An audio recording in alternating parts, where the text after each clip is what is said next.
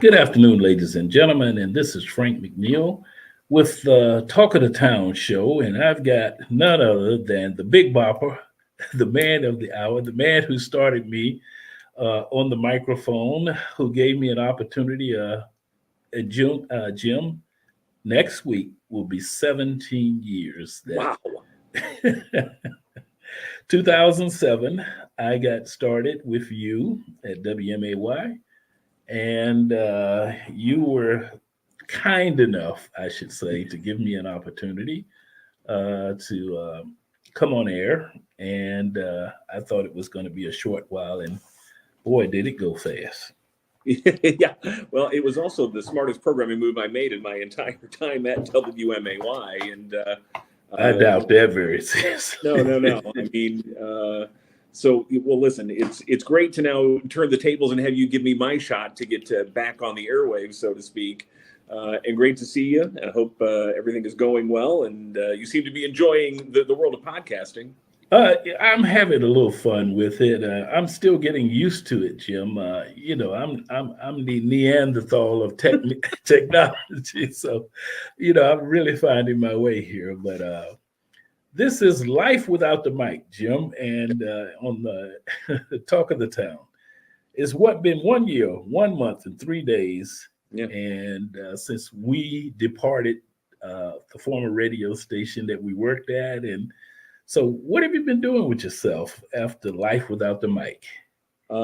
Serving the people of this great state, working for the Illinois Department of Public Health as a public information officer, and just communicating important information about public health, and really enjoying my life. I have been You very have a life now, huh? well. Yeah, I mean, I will say that it does afford a somewhat better work-life balance than in the world of news and talk radio. And when I was news director, kind of on call 24/7, and it was a little bit tougher to relax and unwind. I think of a couple of weekends ago, we had some major breaking news on a Yes. Saturday and other breaking news on a Sunday, and that would have been my entire weekend gone. I said I can kind of kick back and just It watch the just, breaking news coverage. Yeah. I find it sometimes difficult because there are things that I want to say when this stuff pops up, and I say, "Oh man, I'd like to say this about this or that about that." So that's what I miss. But what is your biggest adjustment since you left? Well, I will say I haven't really looked back very much. I have been looking forward. I've been really enjoying my new job, and really find it very fulfilling. But there have been times, not a lot of them, but times when I was thinking to myself, man, I wish I had that microphone, wish I had that platform, wish I had the chance to mix it up with callers. Oh And yeah. Well, just every once in a while, and it's fleeting and it goes quickly, but in that moment, yeah, I do miss that. that is part of the real thing of what I miss is the callers and the interchange that you had with callers, and some that knew you well and some that you didn't care too much for, I should say. I loved them all. They all had their Oh, role to play I in the news. heard you every day, Jill. And you had quite a reputation. Unlike mine, I was a nice guy. You weren't. I'm a very nice guy. I just sometimes, play a not nice guy on the radio. Well, I mean, and the style that I had on air, and it's not the style that I have in my everyday life, but it was in a way just kind of emulating what has happened a lot on the other side of the political spectrum in talk radio, and it just basically saying, uh, I'm gonna stand my ground, and not Right. be a pushover on things, because that makes for entertaining radio. That was really the ultimate goal here. I don't think anybody was going into talk radio to try to change minds or change the world. It was to hopefully entertain people and at least maybe make them think a little bit. And so, yeah, I think you do have to, stand your ground, push back a little, and particularly if people are coming to the table with misinformation, disinformation, not necessarily being honest brokers, to say, no, hang on a second, we're not going to have that. I loved having conversations with people who disagree with me. Right. And especially again when people are coming at it from an honest point of view and armed with facts. That wasn't always the case, but when it did happen, Facts? it was fantastic. Who cares about facts? These days, yeah. Who cares about facts anymore, Jim? Right. I mean, that's one of the things that fact checking, I guess, is, as I said, fact checking seems to be something that is a lost art right now. And needed more than ever right now. Yeah. People just go on and just say anything, and it's like, is it the commentator that doesn't understand that there's a different side of that? And I guess that's what I sometimes, when they allow people to say these things knowing that they're utterly false, and nobody just says, hey man, I'm sorry, but that's not accurate. Or What even happened? to say, hey, let me take a second and check that. I want to see if I can verify what you're saying. And even that doesn't happen very often anymore. People get a bit of information that seems to fit their worldview and immediately adopt it. We're seeing some of that with the Olympics this week. And rather than taking a minute to say, hey, wait, maybe I should just check out this claim before I run with it, that doesn't happen very often. And that's a shame. And it's something that needs to happen more often. Let me ask another question. Have you considered just part-time coming back and just saying maybe a day a week or something like that, or a weekend, monthly? Has that crossed your mind at all? As a talk show host, no. I just, again, I'm in a position now where I'm representing an agency. I'm presenting their factual information, and so it doesn't really mesh with the persona you have to take on in talk radio. Now, you might recall that in the last few years, in addition to working as a talk show host, I was also a morning DJ on our sister station, playing 60s, 70s, 80s music, which I love.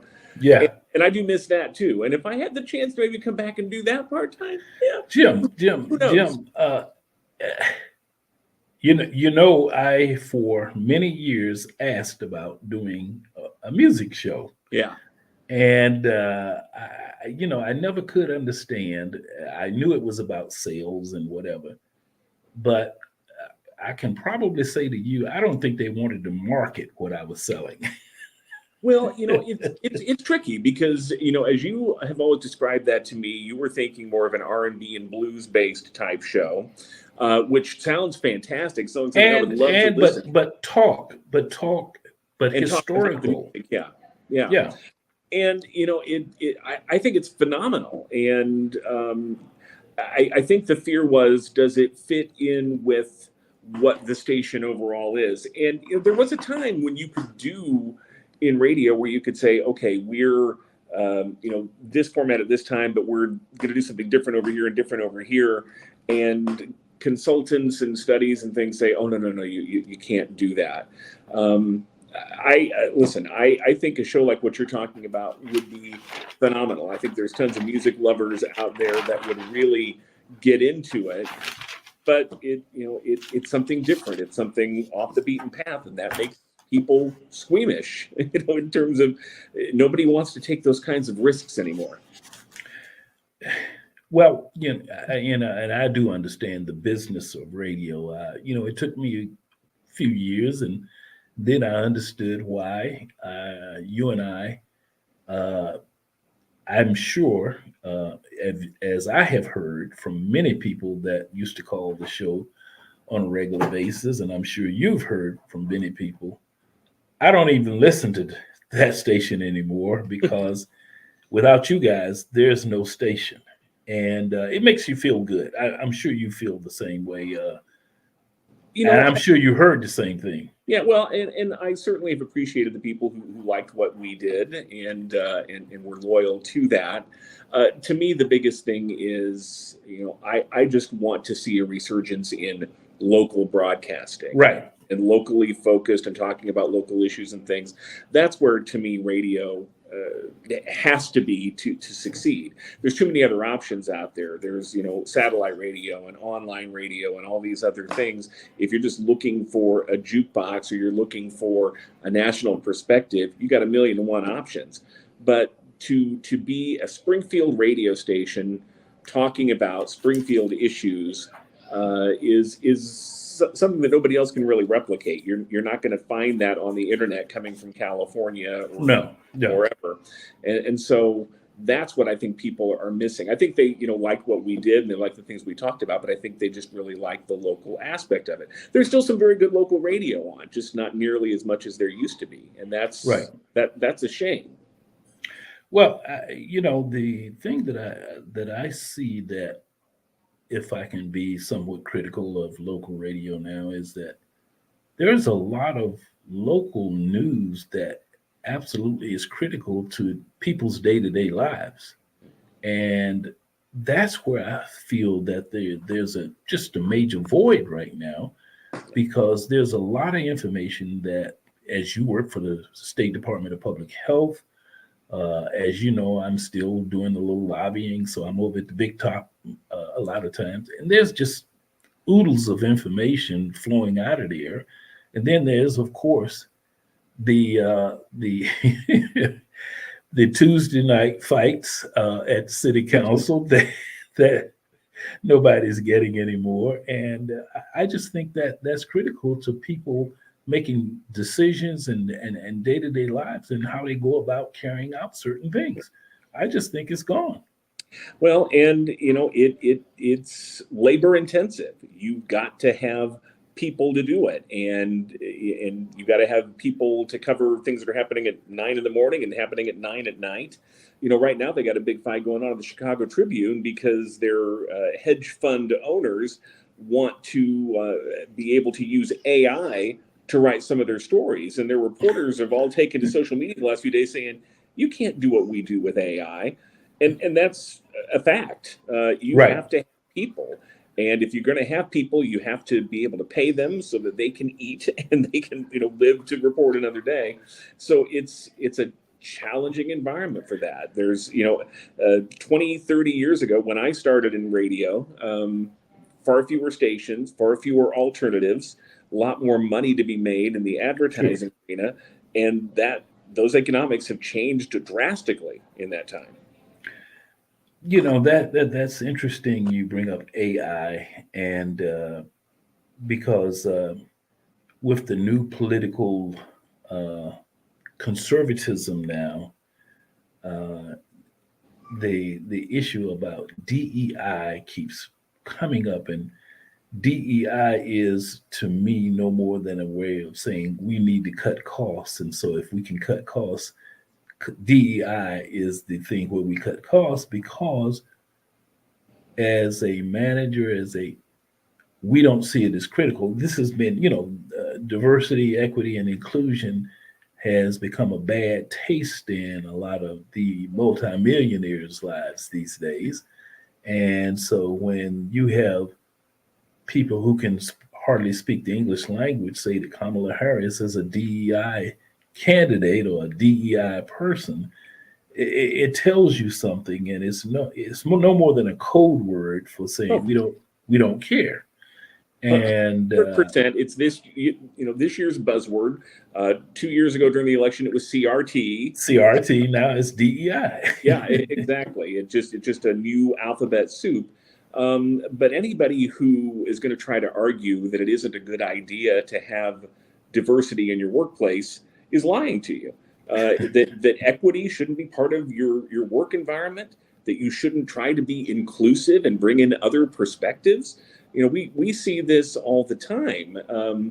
That's how we make America great again, because we're going to make America great again as we go back to the way it used to be, when you had to, It was a very narrow point of view that was the only one that was really considered in those days, and that didn't work for most people. And so to be able to have more points of view represented and to have those voices heard is good for everybody, but it's probably not quite as good for the people who were the only ones who were being heard before. Jim, and I know I can say this to you, and you'll take it tongue in cheek like I do, but man, I didn't know you white guys had it so hard, man. Well, as a long-standing professional white guy, I can tell you it is still a pretty sweet gig. But there's I mean, I plenty didn't of know room you. for others to get into some of this too. Yeah, but it's so funny. You listen to these people, and they just, I mean, and I'm so glad to have my black job, Jim. So I created me a black job, so I don't want any guy coming across the border taking my job Yeah, here. good, So, good. You or Simone Biles, either one, right? oh my God, but here we are. This is 2024, Jim. This is 2024, and so I'm going to go into a second phase here. Called opinion. And so we're gonna have some opinions here. And Okay, I'm gonna throw out my disclaimer right at this point that anything I say from this point forward is my opinion, mine alone. I'm not speaking for that's anybody else Jim. here. That's why I said opinion. And Yeah, so you're representing Jim Leach, yeah. nobody else, and I'm representing Frank McNeil, nobody else. So we're gonna have some fun with opinion here. And the first opinion we got to talk about, and I'm gonna say her name, Sonia Massey. Yeah. And the opinion of what have you thought about this whole Sonia Massey issue? I've been.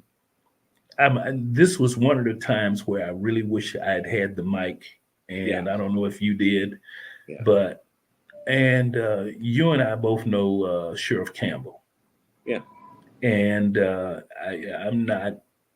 I work with his wife out at IDOT, but this was a critical, in my opinion, a critical error. And taking, this is somebody's life. And to say he wasn't aware of this guy's background, that to me is delinquent. Yeah. And if he didn't know, he should have known. And with the markers that were just flaming and flashing to hire this guy, opinion. That's my opinion. How there was no way this man should have been hired. Under and Jim, you knew me as an alderman, you knew me as a county board member. Yeah. Constantly fighting about getting more minorities on the police and sheriff's department, fire department. And one of the things that was always, it was the background check. And they didn't pass the background check. And it wasn't, they had something in their background that we just couldn't deal with. And you say this guy passed the background check? From my perspective, 2 DUIs, and even though they were, 8 and 9 years ago, that should have been a huge red flag right there. Now, I don't know enough about the internal workings of the sheriff's department to know how involved the sheriff himself, the elected sheriff, The is. sheriff makes the call, Deputies. Jim. Let's say The sheriff makes the final call. Yeah. On whether there's a hire. He gets all of that information. And as you remember, Neil Williamson, one of the big fights he had was one, and we'll get into that a little bit later, was his budget. Mm-hmm. And the amount of deputies he had and their pay. Because, as you know, in law enforcement, they're the lowest paid in the area. It's the sheriff's deputies. And so when you're paying people as low as the sheriff's deputies are paid, you're not going to get the top flight people. And there are very good deputies in Yes. that department, and people who are dedicated to protecting and serving. I'll be honest, I don't know that the elected sheriff can be held accountable for every bad decision that a low-level deputy makes. There's clearly something wrong in the hiring process there, something wrong in the screening and the evaluation process. That has to be fixed. It has to be fixed in a very public and transparent way. Again, it is easy with the hindsight to look back and say, that should have tipped you off. This should have tipped you off. All these things should have tipped you off, and they should have realistically. Jim, when he went from how many? Four previous departments in 3 years? I thought it was a total of 6 in like 6. 4 Wow. years, but yeah. I mean, it's not funny because there's a woman now that's dead. Right. And, one of the things that, and I was happy to see this years ago when the city of Springfield, as you know, uses rank order, that whoever scores the highest on the test gets first on the list and they get first job. Well, the sheriff had the authority to hire anybody that was that was on the list and made the list. It didn't have to be the top person. So that's the thing that I'm looking at, is that I still think that's a good thing. But at the same time, when you're making these kinds of evaluations, you got to think about, will this guy go out and do something that's going to cause, as when I was on the county board, we ended up losing our insurance and we went self-insured when I was on the county board, and the county of Sangamon is still self-insured. So now we're going to get a hit because I can't see this being a real cheap lawsuit. Yeah. And as a result, I don't think you're in Sangamon anymore, but our taxes are going to go up. Yeah. Okay, well, our taxes are going to go up, Jim. I mean, we're going to have to pay for this. Well, and here's what I would hope would happen is that they now go back and evaluate every hire in the last few years, reevaluate, look at everything. And if there are other red flags like this, then you need to implement more training, more oversight, much more caution here, and not take a chance that something like this can happen again. So, like I said, I think there has to be a big overhaul in the hiring process and total transparency in how they're responding to this with every other current deputy and then every new deputy going forward. Well, I just wanted to, we don't get a chance to have these kind of conversations anymore. So I thought that would be something that you would join me in. And everybody's talking about it with good reason. Right. This again cuts to everyone's feeling of safety in their community. And you've got to be able to trust the people that are given that kind of power and authority over citizens in Sangamon County. And so there's a lot of work to do to rebuild that trust. Yeah.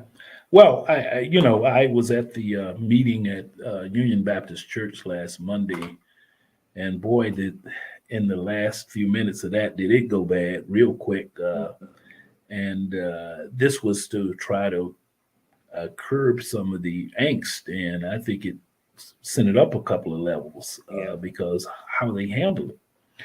Okay, number 2, opinion. J.D. Vance, Hillbilly. I never read the book, but the word of the day, weird. Is words being used? Yeah, weird. Weird. And again, this notion that somehow you don't care about the country or have a stake in its future if you don't have biological children, that's a very weird notion to me. And as someone, I now have stepchildren after I got married a few years ago, and I love them and would do anything for them, and they don't have to be my biological children for me to care about them and want to make sure they're okay. And the same thing with my wife toward my kids and our grandchildren. And just so this idea again that somehow you're lesser if you haven't conformed to J.D. Vance's chosen lifestyle is just odd to me. Now, maybe not as odd as Donald Trump now claiming that Kamala Harris never said she was black until recently. I mean, and J.D. Vance appeared to agree with it, when his wife is Indian she's American. yeah. I I just, mean, and like I said, I've always wondered in these recent years, do people really believe the things they're saying, or do they just say whatever they think is going to get ahead? Is it dishonest or disingenuous? And ultimately, it doesn't matter. It's still just not acting in good faith with the American people. But yeah, it's weird. well, my take on JD Vance is the ultimate opportunist. I mean, he got the opportunity, and if you go back and look at what he said or how he talked about his running mate Mhm. and the things that he said about his running mate, and all of a sudden now uh, that no longer matters. And so, did you really mean it when you said it the first time, or is it was just that the opportunity hadn't come along? And but this Catwoman, I mean, Yeah, the childless I'm cat trying lady. to wrap my head around that. And you how many people, how many older women that for whatever reason couldn't have children? He's saying you are less human because you don't have, and therefore your value to the country is less than someone who had children. I mean, that's big, Jim. That's really big. And Yeah. I can imagine women who have taken over families as some women had to do. They married someone who already had children, and maybe they couldn't or whatever. But to say to them, because you didn't have children, you're less of a human being. I think that cut real deep.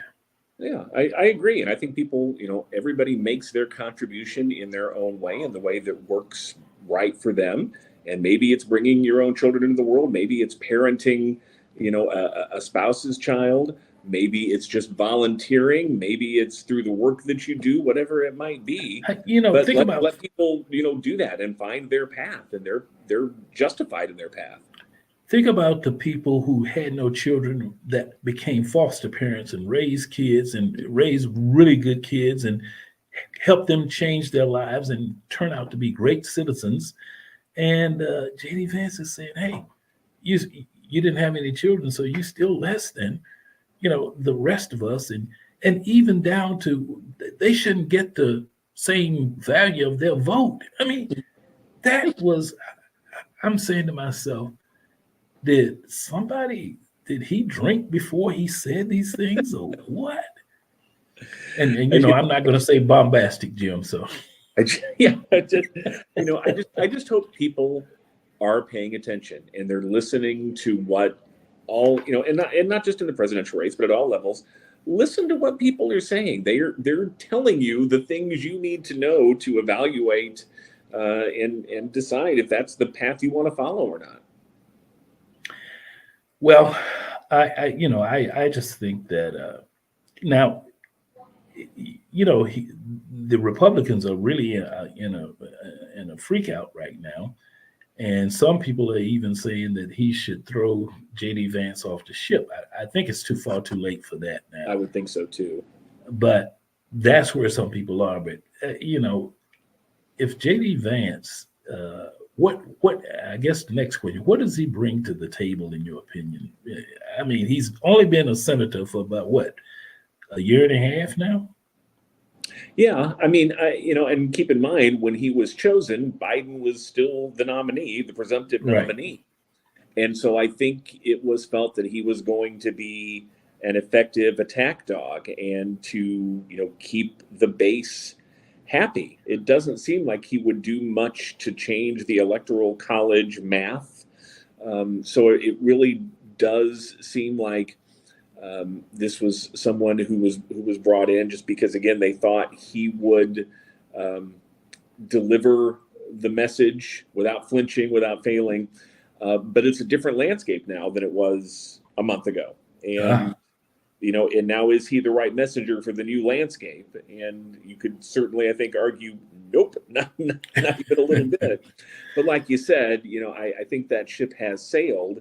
Now the question is, can they adapt to the new landscape? And can they, and is it going to be some serious discussion of issues, or is it just going to be these things like, attacking people for not having biological children or for their race or whatever it might be?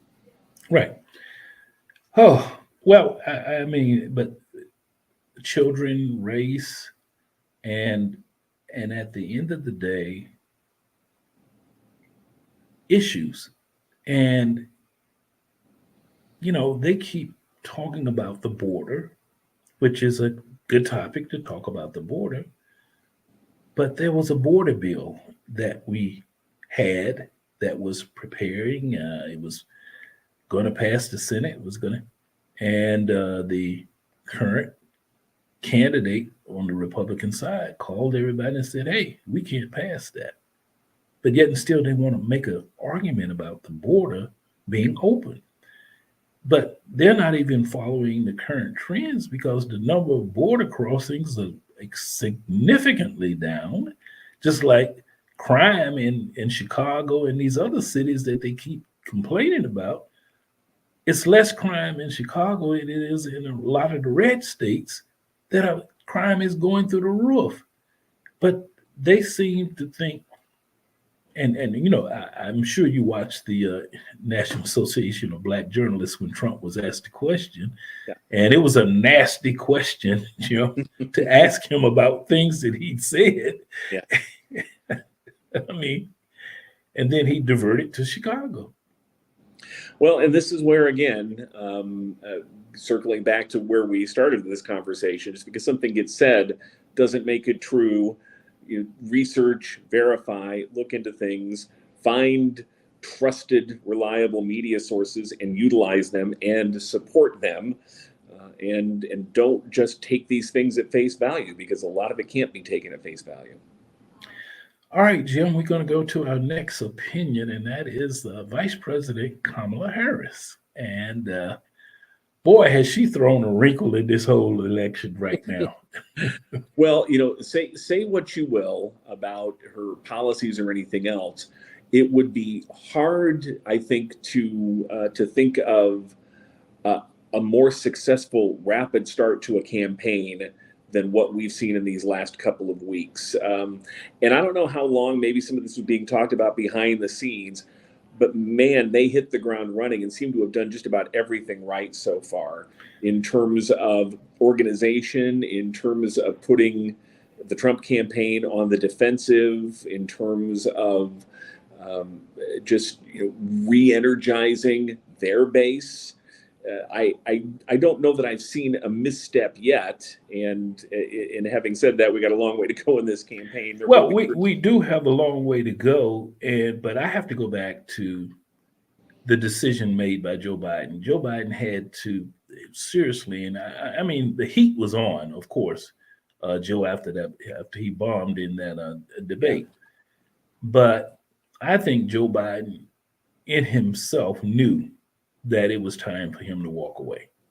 And I think Joe Biden said, and this is Frank McNeil's opinion about how Joe Biden looked at it. He said, "I'm not going to allow this thing to get into a free fall. And he's saying, I'm going to use whatever clout I have left to push my vice president into the picture." Yeah.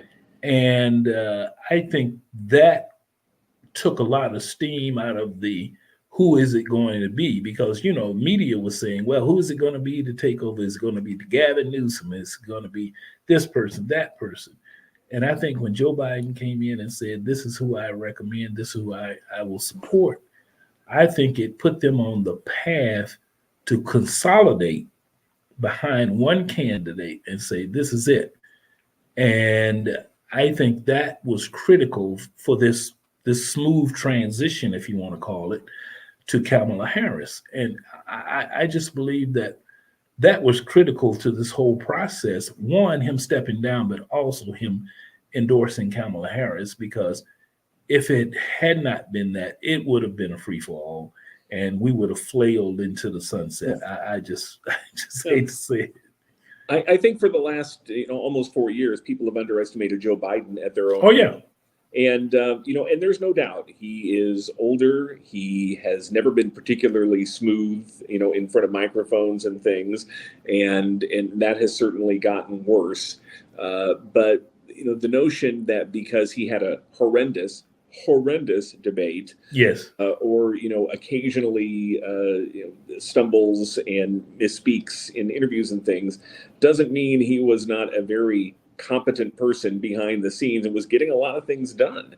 But Absolutely. unfortunately, we know how politics works in this country. Perception is reality, and once that perception was locked in, that he was old, that he was frail, that he was glitching basically on camera, it was virtually impossible to bounce back from that. But I think again, what we've seen in the way this has come out is that this is a guy who is very sharp. He understands the strategy of it all. And I think you're right. I think he, in no small part, engineered the ability of the Harris campaign to take this thing on and run with it and get a head of steam going that has served them well so far. And the thing that was so, it just it gave me indigestion when Joe Manchin said that he thinks he's going to go back to be a Democrat and run for president. Yeah, I think he gave up on that pretty quickly. I think when he said that, and everybody was like, "Oh, just shut up," and it was like a day later he said, "Yeah, I'm not actually getting in the race myself," because I think even he recognized Harris, really just fired up the party and fired up people who were understandably really skittish after that debate and suddenly saw some new hope. Well, Jim, uh, I have friends in Chicago, and one of them, one of the state senators, was on the call of the women that Sunday night, Yeah. and I think that electrified. Uh, if they say if you want things done quickly, ask women to do it, and I think by the time that call was over, and by the time 40,000 women hit the phone lines across the United States, I think we had a really promising candidate. And then the next week, and all of this stuff is falling in. And like you said, they haven't made a misstep yet. Yeah, I'm knocking a little wood up there, but yeah, no, I think you're right. So, Jim, as we move forward, is it okay to ask you if maybe we can do this maybe once every month or so, just to get back and just have a little fun? And I'm sure there's always going to be material, Jim, as you know. There will be, and not always as easy to deal with as saying, "Hey, JVD Vance is kind of a weird guy." Yeah, we can do this. Well, let's say from time to time. I am keeping pretty busy, in all honesty, even though. Well, how's the Muni, Jim? Come on, I know what you do. I'm actually, we did back-to-back shows. My wife and I were both in Bridges in Madison County, a musical at the Springfield Theater Center back in May. Went right from that into rehearsals for Cinderella at the Muni, which just wrapped up a couple of weeks ago. And now I'm going to be starting next week. I'm going to be in the Rocky Horror Show back at the Oh my God. Yeah. Hadn't seen that in years. The movie, the role played by Meatloaf, that's the role I'm going to be playing. So. Oh my goodness. That's definitely the role I was born to play. So I'm definitely keeping busy. But it's great to be able to do that. And I've often told the story that when I left radio and went to work for the state, it was the first time in more than 30 years that I either didn't have to work on a Saturday or didn't have to find somebody to cover for me on a Saturday.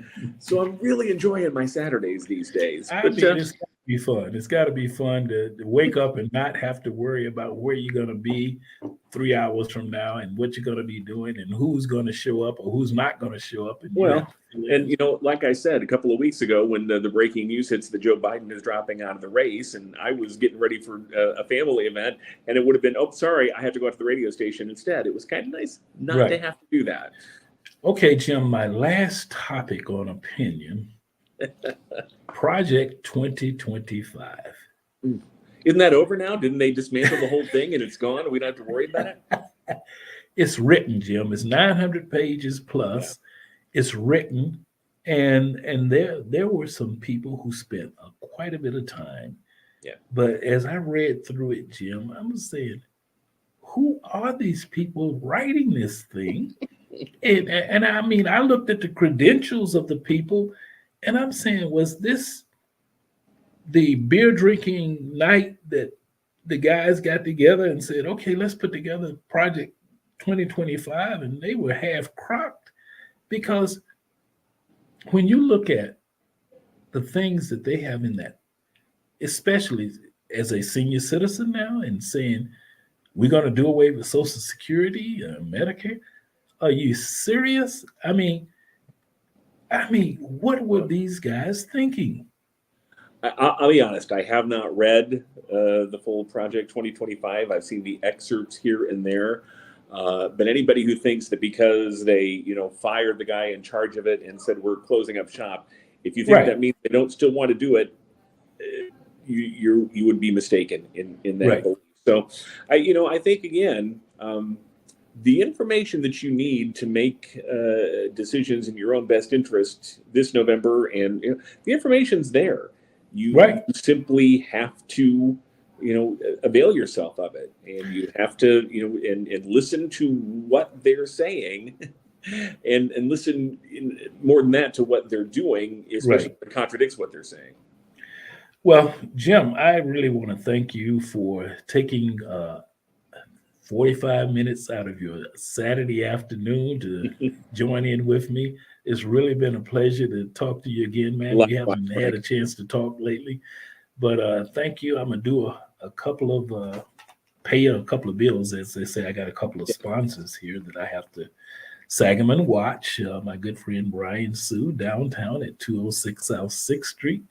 And he's got a watch repair, Jim. So if your watch goes out, there's a watch repair man downtown. Good to know. Yes, and he's really, really great guy. I met him, of course, and then we also have Picture Perfect Creations, where our studio at, and this is Steve Johnson, and then of course Boyd's New Generation Restaurant. Oh, fantastic. I can't stay out of it. So I haven't been there the last couple of weeks, but man, when you go in, it just says, hey, I got to eat more than I want to eat or should eat. So, but anyway, Jim, local businesses that are supporting local conversations too. And thanks to your sponsors for getting behind it. So, Jim, you and your wife have a great afternoon, and I'm going to go ahead and try to wrap this up and get out of here. So, anyway, Jim, thanks a lot for coming in. Great talking to you, Frank. Take care. Talk to you soon. All right, you too.